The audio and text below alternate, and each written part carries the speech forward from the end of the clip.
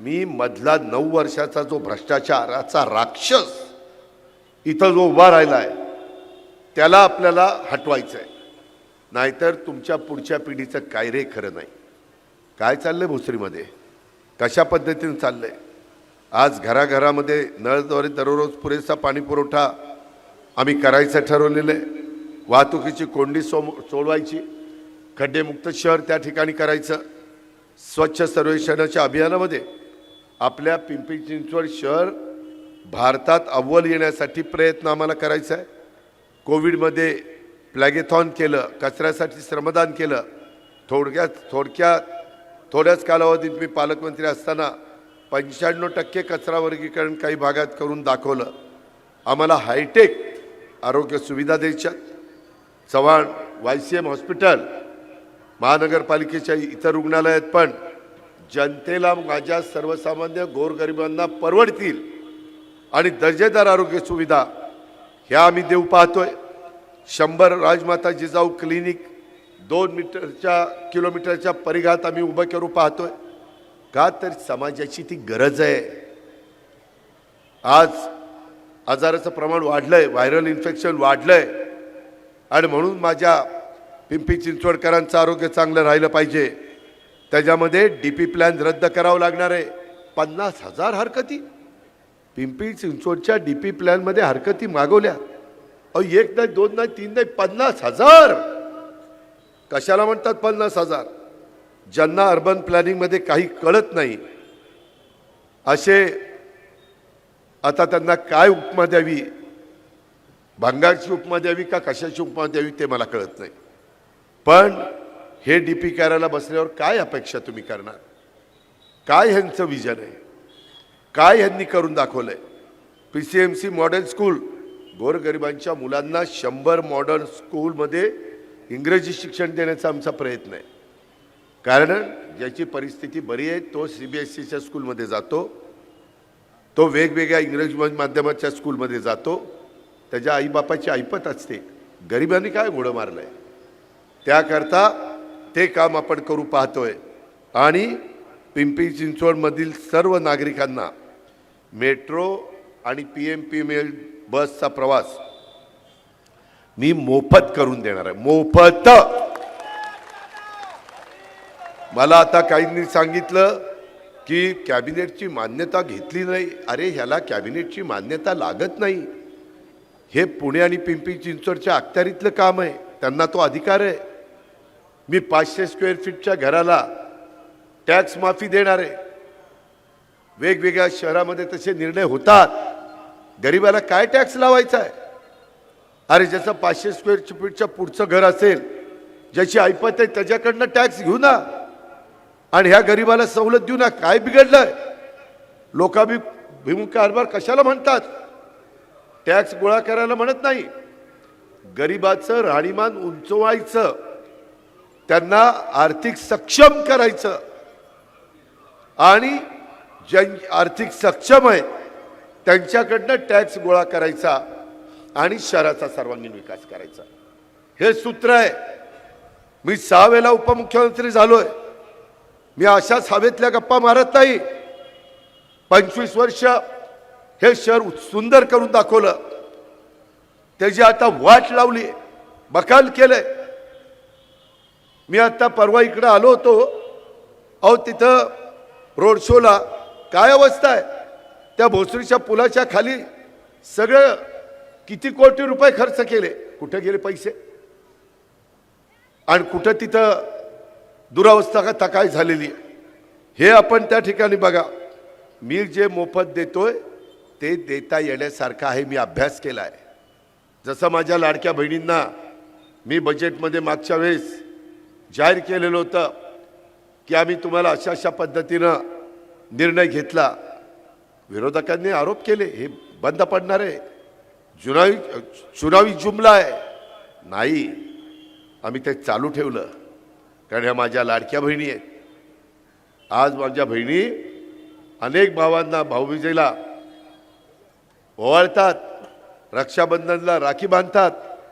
त्याच्यावर आम्ही त्यांच्या संरक्षणाचा त्यांना त्या ठिकाणी शब्द देतो. हे आमचं काम आहे. भावाच्या आणि बहिणीचं नातं एक आगळं वेगळं नातं भारतामध्ये आहे आणि त्या पद्धतीनं आम्हाला हे करायचं आहे. ह्याच्यातनं प्रदूषण कमी होणार आहे. ह्याच्यातून डिझेल पेट्रोल जे जास्त जळतं, ट्रॅफिक गडबड होती. अहो 23 लाख वाहनं एकट्या तुमच्या माझ्या शहरात आहेत इथं आणि तिकडं 30 लाख वाहनं आहेत. त्याच्यातली निम्मीच रस्त्यावर धरा, 15 आणि त्याच्यामध्ये 11.5 म्हणजे घडीभर वरचे 1.5 लाख सोडा, तिकडे 15 आणि इकडे 10 लाख, 25 लाख वाहनं. आपण जसे डबल फ्लायओव्हर, ग्रेड सेपरेटर, रस्ते रुंद, सर्व्हिस रोड हे केलं, यांनी काहीच केलं नाही. आम्ही मेट्रो सुरू केली. ह्या पद्धतीनं मित्रांनो तुमच्या माझ्या या शहराचा वजवाटोळ करण्याचं काम ज्या स्थानिक लोकांनी केलेलं आहे त्यांना आता खड्यासारखं बाजूला करायचं. दम देत आहेत, दहशत माजवत आहे. अरे कशा करता? कुणी अधिकार दिलाय तुम्हाला? संविधानाने सगळ्यांना सारखा अधिकार दिलाय, घटनेने सारखा अधिकार दिलाय. उजवं डावं केलं नाही. पण हे सगळं माझं इथलं प्रदूषण कमी करण्याकरता उपयोगी पडणार आहे. कारण तुम्ही इलेक्ट्रिक मेट्रोनी जाणार आहे, तिथं प्रदूषणच होणार नाही. EV बसने जाणार, तिथं प्रदूषण होणार नाही. इलेक्ट्रिक व्हेकल म्हणतात त्याला, EV शॉर्ट फॉर्म. त्याच्यामध्ये तुम्ही CNG बसचा वापर करणार, तिथं प्रदूषण कमी होणार. हवेमध्ये जो स्तर वाढलाय खराब हवेचा, त्याच्यातनं माझ्या पिंपरी चिंचवडकरांना त्रास होतोय, तो कमी करायचा आहे. तो पैशात मोजता येत नाही. ह्या पद्धतीनं आम्ही ते जाहीरनाम्यामध्ये सांगितलेलं आहे. आता हे म्हणतात की बाबा असं तसं. मित्रांनो तुम्ही मला सांगा, इथं एवढी लोक आहेत, त्याच्यात 75 वयाच्या पेक्षा किती लोक आहेत? इकडच्यांनी हात वर करा. 75 पेक्षा वय जास्त असणाऱ्यांनी एक पण दिसेना मला. आहे का? नाही. ह्या शहरांनी काय सांगितलं? 1-2 दिसत आहेत. यांनी 75 वर्षाच्या वरच्या लोकांना आम्ही मोफत बस आणि मेट्रो करणार. अरे शाण्या, एवढ्या लोकांच्यात 1-2 निघतायत आणि तुम्ही कुणाला द्यायला निघालाय? आम्ही काय 75 होईपर्यंत वाट बघायची? आता 75, आता 75, आता 75. आम्ही काय झुरून काय करावं का? आम्ही काढलंय लाडक्या बहिणींनो, माझ्या बांधवांनो, जन्माला आलं की त्याला फुकट. ते स्वतः जाणारच नाही, ती लेकरू त्याची आई घेऊन जाईल, त्याची आजी घेऊन जाईल, त्याच्या घरातले नातेवाईक घेऊन जातील. सगळ्यांना दिलं पाहिजे आणि त्याच्यातून फार वेगळा बदल होणार आहे. मी शब्दाचा पक्का आहे. हा अजितदादाचा वाद आहे, असा तसा वादा नाही आहे. अख्ख्या महाराष्ट्राला माहिती आहे. मी एखाद्याला सांगितलं ना की मी त्यामध्ये लक्ष घालणार म्हणजे घालणार. त्याबद्दल तुम्ही माझ्यावर विश्वास ठेवा. आगे बढ़तोय, परंतु तू मागे ये आणि घड्याला मत देणाऱ्यांना मागं आण. त्याच्यामध्ये मित्रांनो एकंदरीतच मी 500 चौरस फुटापर्यंतची घरं पूर्णपणे मालमत्ता करमुक्त करणार आणि त्यामुळं लहान घरमालक, ज्येष्ठ नागरिक आणि मध्यमवर्गीय कुटुंबांना थेट त्याचा दिलासा मिळणार आहे. आता गरीब विद्यार्थींना डेटा प्लानसह मोफत टॅब असतं ते आम्ही देणार आहे, जेणेकरून शिक्षण कोणत्याही खर्चाशिवाय किंवा कनेक्टिव्हिटी शिवाय, अडथळ्यांच्या शिवाय त्या गरिबाच्या मुलीचं सुरू राहील.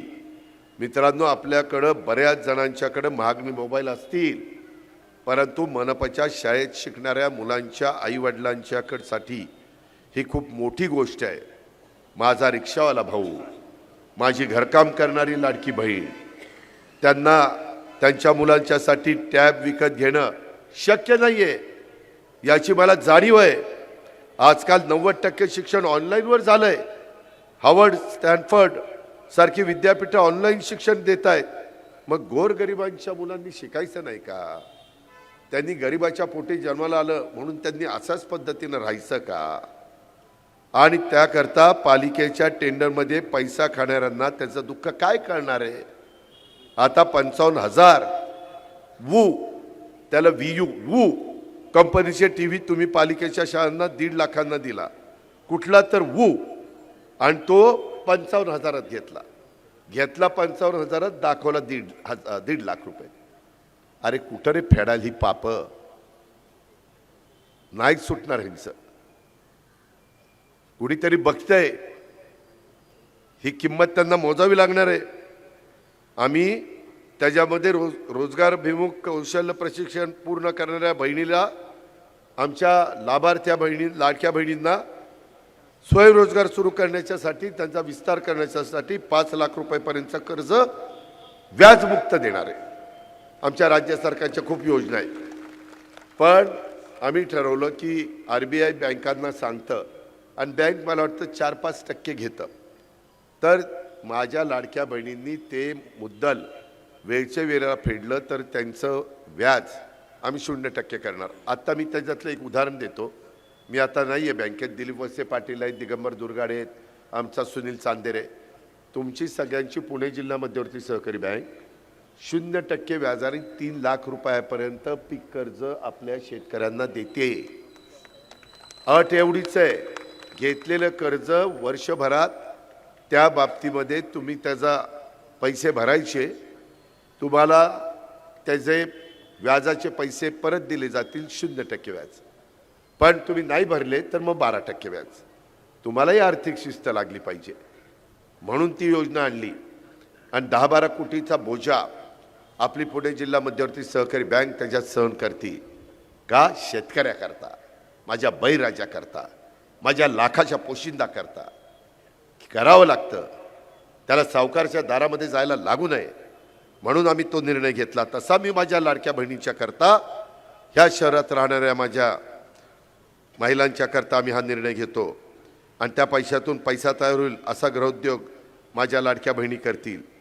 कला, क्रीडा, सांस्कृतिक क्षेत्राला झळाळी आणण्याचा कृती आराखडा आम्ही पिंपरी चिंचवडकरांच्या समोर ठेवणार आहे. अण्णासाहेब मगर स्टेडियमची काय अवस्था झाली, दुरावस्था झाली.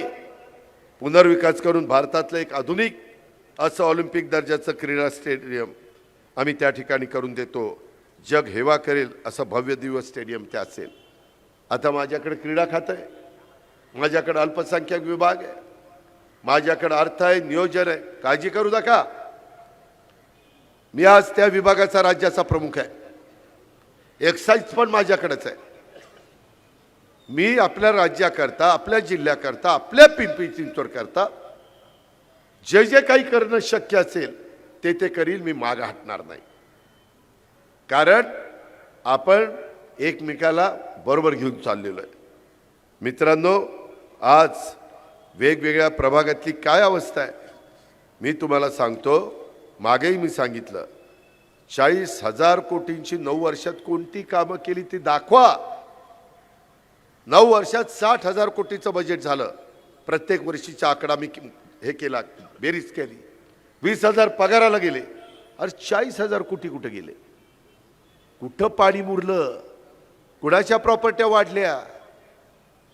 कुणी राजगुरुनगर जिल्ह्यामध्ये, तालुक्यामध्ये जमीन घेतली? नातेवाईकांच्या नावाने जमीन घेत आहे. हे अवस्था. त्यामध्ये 8,000 कोटीच्या ठेवी कोणासाठी आणि कुणी मोडल्या? मी माझ्या 25 वर्षात ठेवी वाढवत ह्या शहराचा विकास केला. आम्ही आत्ता असतो तर ठेवी 10,000 कोटीवर गेल्या असत्या. यांनी कमी केल्या. ही यांची कामाची पद्धत. 15,000 कोटींना महानगरपालिका कर्जबाजारी कशा करता केली? ह्याच्याकरता तुम्ही सूत्र हातात घेतली. 70 लाखाचा शीतलबाग पादचारी पूल, ही आपली तिकडनं येतो ना भोसरीला शिरताना, तिथं परवा मडकी फोडली. आपण मडकी केव्हा फोडतो ती तुम्हाला माहिती आहे. तिथं कार्यकर्त्यांनी मडकी फोडली, महिलांनी मला अडवलं. महिला म्हणल्या दादा मला क्रॉसिंग करता येत नाही. 70 लाखाचा पूल 7 कोटीवर कुणी दिला. काय नाही, एक पूज्य फक्त वाढवला, घरादाराची धन करून टाकली. त्याच्यामध्ये 12 कोटीचा सॉफ्टवेअर 120 कोटीला कुणी खरेदी केला. मी हे जाहीरपणे सांगतो, का उत्तर दिलं नाही आजपर्यंत? सांगण्यासारखं काहीच नाही. मग कुठंतरी भावनिक करायचं.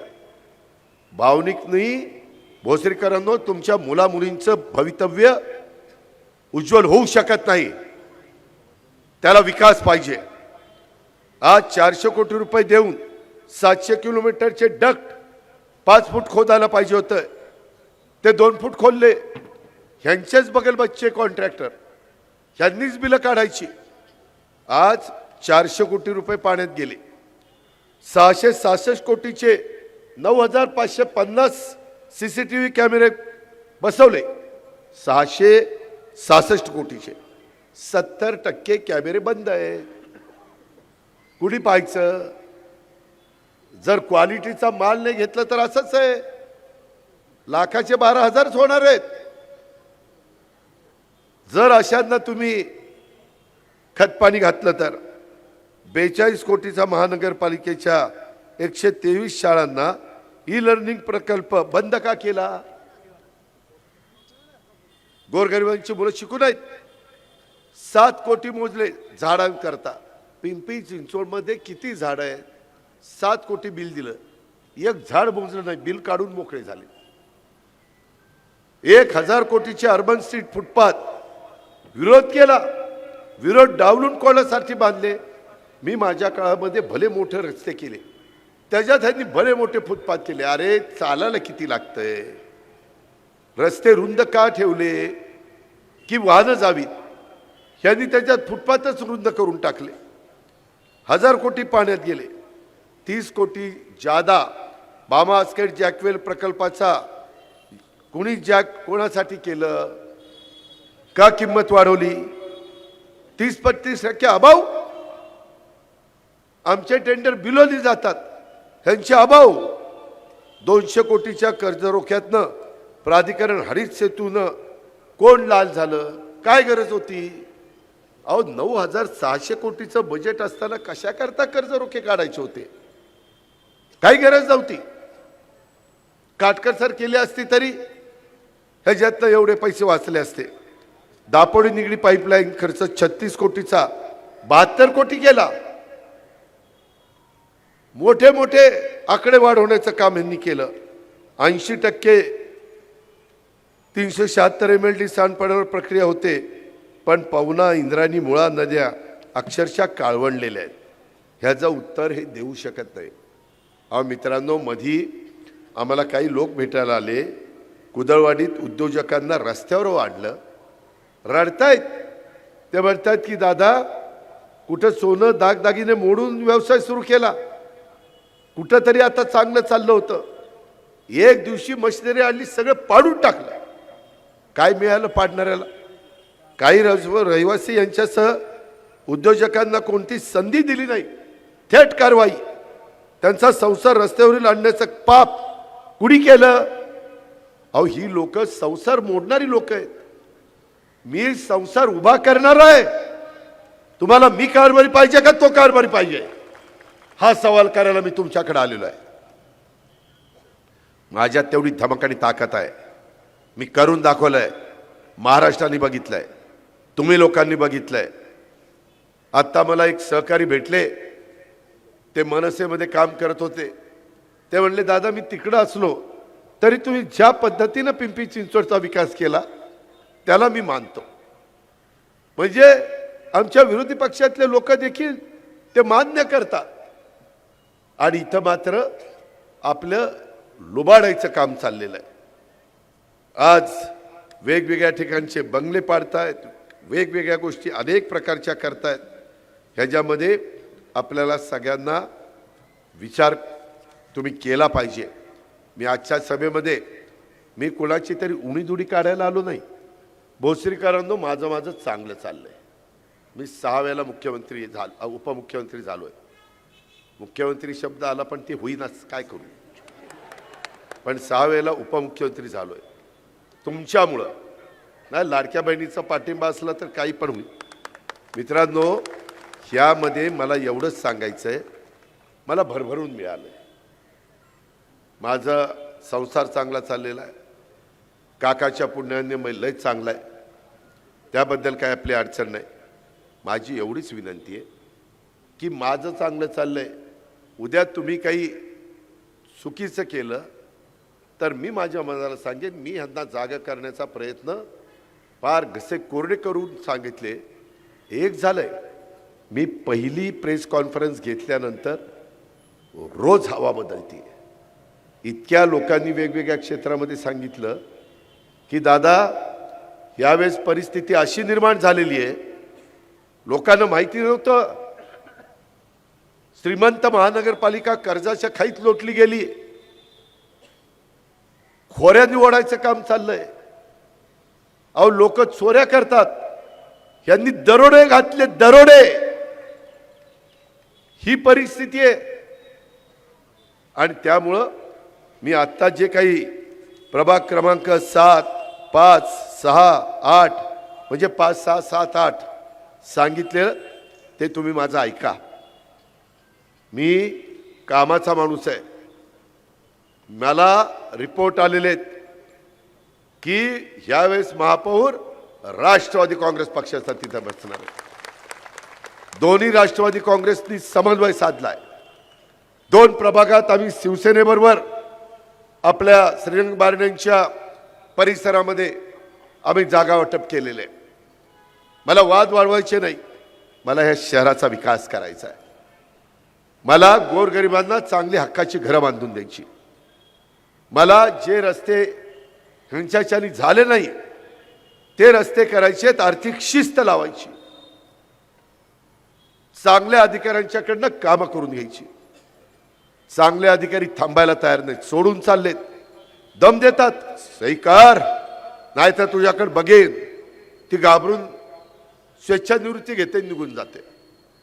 कधी माझ्या 25 वर्षाच्या कारकिर्दीमध्ये तशा पद्धतीने घडलेलं नव्हतं. हे आता त्या ठिकाणी घडतंय. माझ्या 7 नंबर प्रभागामध्ये काय अवस्था आहे, त्यामध्ये विराज, अनुराधाताई, अश्विनीताई, अमोल हे सगळे प्रतिनिधित्व करू पाहतायत. इथं सार्वजनिक उद्यानाची दुरावस्था आहे. इथं माझे वयस्कर लोक बसलेत, माझ्या महिला भगिनी बसल्यात. 2 घटका 4 घटका कंटाळल्यानंतर संध्याकाळी बसायला उद्यान पाहिजे, दुरावस्था आहे. कचऱ्याचं साम्राज्य आहे. नाला गटारी भरल्यात, तुंबल्यात. सार्वजनिक शौचालय खराब अवस्थेत आहे, दुर्गंधी पसरलेली आहे, वीज खंडित होतीये, रस्त्याचे लाईट दिवे बंद असल्यामुळे रात्री भीतीचं वातावरण, चोरी, अपघात, स्थानिक गुंडांची दहशत, हे सगळे चाललेलं आहे. जबाबदार कोण? अहो मध्ये लाडक्या बहिणी भेटल्या, स्वच्छता करणाऱ्या 10,000 कॉन्ट्रॅक्ट आणि माझ्या परमनंटच्या साफसफाई करायला तिथं संख्या दाखवतात. प्रत्यक्षात 6 ते 6,500च काम करतात. 3,500चे पगार असेच बाहेर काढतात. हेही सिद्ध झालंय. अरे काय किती लागतं माणसाला 2 टाइम जेवायला, आणि सगळं घरदार कामाला लागले. ते आपल्याकडं मराठी महिने असतात ना, चैत्र, वैशाख, श्रावण, भाद्रपद, अश्विन, कार्तिक असे महिने असतात. मी महिने असतात की नाही, असतात की. आता तेही काय करतात, आता काय सांगायचं तुम्हाला. सगळं घरदार त्याच्यामध्ये कामाला लागले. त्यामध्ये ह्या पद्धतीनं जे काही चाललंय हे आपल्याला थांबवावं लागेल. इथं भोसरीमध्ये पालिकेचे कर्मचारी असो, पथविक्रेते असो, व्यापारी असो, कंत्राटदार असो, कारखानदार असो, अगदी शाळेतल्या शिक्षक सुद्धा खाजगीत सांगतात, दादा UP बिहार सारखी इथं परिस्थिती झालेली आहे. स्वतःच्या प्लॉटमध्ये पै साचून घर बांधायचं म्हटलं तरी कुदळ मारली की आल्या इथल्या आकाच्या धमक्या. आका त्याच्या धमक्या, खंडण्या जमा करा, सिमेंट आमच्याकडनं घ्या, स्टील आमच्याकडनं घ्या, विटा वाळू आम्ही सांगू तिथनं घ्या, बैलाकडून अवाच्या सव्वा हे माल खरेदी हे करतात. डोळ्यात पाणी आलो. निवृत्त शिक्षकाच्या बायकोच्या डोळ्यात, माझ्या लाडक्या बहिणीच्या डोळ्यात हे सांगताना पाणी आलं. अश्रू तुमच्या माजोरड्या सत्तेला आता डुबवून टाकतील. ही सत्ता डुबवलीच पाहिजे. असं काम उद्याच्या 15 तारखेला माझ्या लाडक्या बहिणींनो, माझ्या भावंडांनो करा. तर तुम्हाला उद्या बरे दिवस आहेत. नाहीतर परत तुम्हाला वाचवायला कोणी येणार नाही. कारण एवढं सांगून तुम्ही जर समजून घेणार नसाल, पण हवा बदलली. त्यामध्ये इथल्या सभेला परवानगी मिळू नये म्हणून तुमच्या लोकल पोलिसांना दम देतात. पहाटे 5ला परवानगी दिली. त्यांनी मला सांगितलं, दादा 5ला परवानगी मिळाली. ह्यांच्या काकांनी पहाटे 5ला परवानगी दिली होय. ही काय पद्धत आहे? लोकशाही आहे. मी सभा घेतो, त्यांनी सभा घ्यावी, माझ्या प्रश्नाला उत्तर द्यावी. काय बिघडलं? अहो, माझ्या लाडक्या बहिणीनं तर आता फतवा काढलाय, रात्री 10 ते सकाळी 6 झाडलोट शहरातली करावी. अरे इथं बिबटे येत आहेत. माझ्या बहिणींनी काय बिबट्याला सामोरं जावं? बिबटे यायला लागलेत ना. मी खोटं नाही बोलणार. जुन्नर, खेड, आंबेगाव पार आता आपल्या पिंपरी चिंचवडमध्ये शिरलेत, चरोलीत आहेत. आणि ह्यांच्या सुपीट डोक्यात माझ्या बहिणींना 10 वाजता रात्री या आणि झाडलोट करा. तुमच्या घरातल्या महिलांना 10 ते 6 काम करायला लावाल का? तुमच्या घरात आया बहिणी आहेत का नाही? ही कुठली पद्धत? 25 वर्षात मी किंवा माझ्या सहकाऱ्यांनी ते केलं नव्हतं. लाडक्या बहिणींनो, माझ्या भावंडांनो, मी आवाज चढून बोलतो कारण माझं काम बोलतंय. माझं नाणं खणखणीत आहे. कुणाच्या बापाचा मिंधा नाही आहे. त्यामुळं मला तुम्हाला सगळ्यांना सांगायचंय की परवानगी राष्ट्रवादी पार्टीला मिळत असलेला हा जो प्रतिसाद बघून ह्यांच्या पायाखालची वाळू सरकायला लागलेली आहे. आता जर हे लोक गुंडगिरी करतात, त्यांची गाठ जनतेशी आहे. उभ्या महाराष्ट्राला माहिती आहे, अजित पवार फक्त जनतेचं काम करतो. पहाटे उठतो, सकाळी 6 वाजल्यापासून जनतेने दिलेल्या कामात असतो.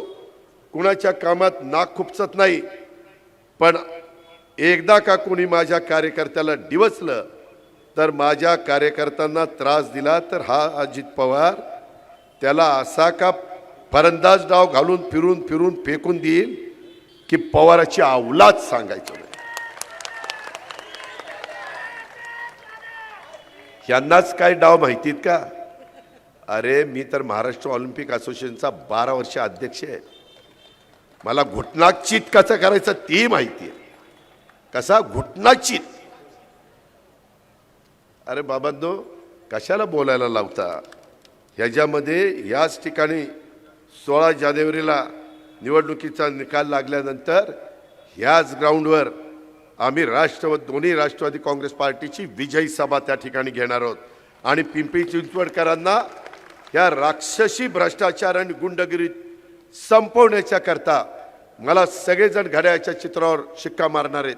त्यांच्या मनात इतके दिवस खतखतत होतं, पण पर्याय दिसत नव्हता. आता आमच्या रूपाने पर्याय दिसला. आमची अनेक भावंडं आम्हाला जोडली गेली. अनेक राजकीय पक्षाचे सहकारी आमच्या बरोबर आले. त्यांनाही वाटतं की ह्याच्यात कुठं ना कुठं बदल झाला पाहिजे. आणि त्यामुळं माणसाला माणसं जोडली गेली. आणि ह्या पद्धतीचं एक परिस्थिती निर्माण झालेली आहे. तुम्ही सगळ्यांनी मला 25 वर्ष साथ दिली. त्यातून आपण अनेक स्वप्न पूर्ण करण्याचा प्रयत्न केला आणि हे शहर एक उत्तम शहर बनवण्याचा प्रयत्न केला. परंतु ही ओळख आपण या शहराची निर्माण केली. आता सर्वांनी 25 वर्ष माझ्यावर जो विश्वास टाकलेला होता, त्यामुळं मी करू शकलो. आणि आता ह्या 9 वर्षात ह्यांनी या शहराचं राख रंगोळी, कर्जबाजारी, भ्रष्टाचार, सगळी दमदाटी. अहो कायकांना तर सांगितलं तुम्ही फॉर्म भरायचा नाही. अरे ही कुठली पद्धत? काढून घे, नाही तर तुझ्याकडे बघून घेईल. अरे काय बघून घेईल? ह्या जे गोष्टी चालतात आणि हे भोसरीत जास्त चालतंय. भोसरीकर कसं खपून घेतात ह्या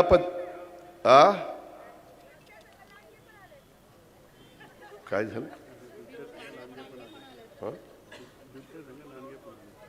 हा बिबट्या बरोबर लांडगे पण आले. अरे ते लांडगे खूप आहेत, यायला त्यांची मतं आपल्याला पाहिजेत. आपले उमेदवार पण आहेत, अनुराधाताई सुशील लांडगे, ती इथनंच माझ्यावर डोळे वटारते. आणि ती सुशील पण तसाच करतोय. त्याच्यामुळं सगळे लांडगे एका माळेतले मणी नाही. आंबा एखादाच नासका असतो, एखादाच नासका असतो, पण तो वेळीच जर तो काढला नाही ना, आखी आडी ती नासून टाकतोय. आता 15 तारखेला तो नासका आंबा काढायची वेळ आली आडीतला, आणि बाकीची आडी आपल्याला चांगली ठेवायची आहे. हे लक्षात घ्या तुम्ही. माझी विनंती आहे, तुम्ही करा. मी काय पद्धतीनं आता बारामती केली जरा जाऊन बघा, पाहुणे रावळे असले तर. अशा पद्धतीनं हे जे काही काम इथं चाललेलं आहे त्याला कुठल्याही परिस्थितीमध्ये आळा घालण्याचं.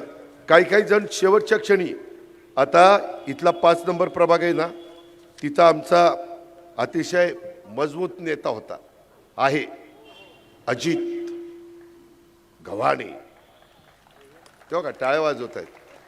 पण गडी यावेळेस म्हणला, नाही दादा, मी आता विधानसभेला उभं राहिलेलो, आता मी खाली कसा येऊ, मी आता खाली येऊ शकत नाही. त्यांनी उभं राहायचं नाही ठरवलं की ती आमची गोफण्याची अनुराधा तिकडं निघून गेली. देवीदास देवीदास देवीदास देवीदास, त्याच्या नावात देवी पण आहे, दास पण आहे. इतर वेळेस दादा मी तुमचा, दादा मी तुमचा. आता काय झालं, ती गेला की जालिंदर, ए दादा मी हाय तुमचा. अरे बारीक हो बारीक हो, ए दादा. ती पण गेला. पण ह्यांना दाखवून द्या, हे सत्य करता तिकडे गेले. ह्यांना असं वाटलं की हे एवढं खाताय, आपल्याला काही थोडंफार मिळालं तर. हे शहराचा विकास करायला गेले नाही. ह्यांना दिसत नव्हतं का हे शहराचं वज वाटोळं चाललंय. आता ह्यांना अजिबात त्यांच्या खुणा दाबायच्या नाही. आता दाबायचं ते घड्याळ दाबायचंय आणि ह्यांना दाखवायचंय, तुम्ही राष्ट्रवादी काँग्रेस पक्षाला सोडलं ना, आम्ही तुम्हाला सोडलं. तुम्ही राष्ट्रवादीमध्ये होता म्हणून आम्ही तुमच्या पाठीशी होतो. हे तुम्ही उद्याच्या 15 तारखेला त्या ठिकाणी दाखवायचंय. अशा प्रकारची माझी तुम्हाला सगळ्यांना आग्रहाची, नम्रतेची, कळकळीची विनंती आहे. माझ्या पिंपरी चिंचवडकरांनो, खूप काही गोष्टी सांगण्यासारख्या आहेत, परंतु मला आत्ता तिकडं फुगे आपल्या दापोडीला पण सभेला जायचं आहे, आणि ते करून मला प्रेस कॉन्फरन्स घ्यायची. पण माझ्या लाडक्या बहिणींनो, आज फेट्यामध्ये अशा का रुबाबदार दिसताय. याला लग्नात तुमचा नवरा इतका रुबाबदार दिसला नाही, एवढ्या रुबाबदार तुम्ही दिसताय. आपण खुश व्हा. त्याच्यामुळं घरी गेल्यावर सासू असेल तर तिला दृष्ट काढायला लावा, नसेल तर कुठल्या वडीलधारीला दृष्ट काढायला लावा. कारण ह्या आमच्या रग राणगिणी आहेत. तुमच्या जोरावर आम्ही समाजकारण, राजकारण करतोय, आणि ह्या पद्धतीनं आपण आम्हाला साथ द्या. बांधवांनो, तुम्ही मला साथ द्या. नाही, आणि यश आपलंच आहे हे आपण विसरू नका. अशा पद्धतीनं मी आव्हान करतो. आणि या सर्वांना घड्याळाच्या चित्राच्या शेजारचं बटन दाबून प्रचंड संख्येने आपण आपल्या पिंपरी चिंचवड महानगरपालिकेच्या सभागृहामध्ये पाठवा. हे सगळेजण मी सांगितलेली कामं अतिशय चोखपणे बजावतील हा शब्द भोसरीकरांना देतो आणि या ठिकाणी थांबतो. जय हिंद, जय महाराष्ट्र, जय राष्ट्रवादी.